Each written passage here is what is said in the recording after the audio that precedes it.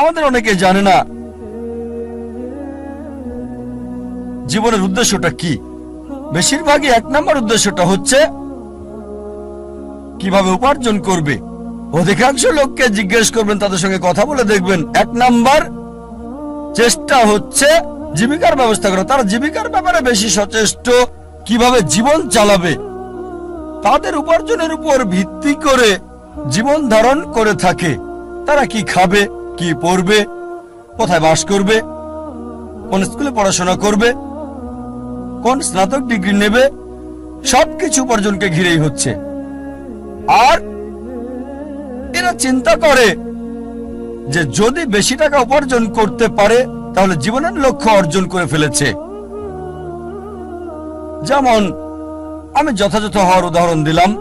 যাদের আমরা মাথা অনেকে থেকে জানি না কি করি, মানা পাখির একটা চোখ কি জ্বালা।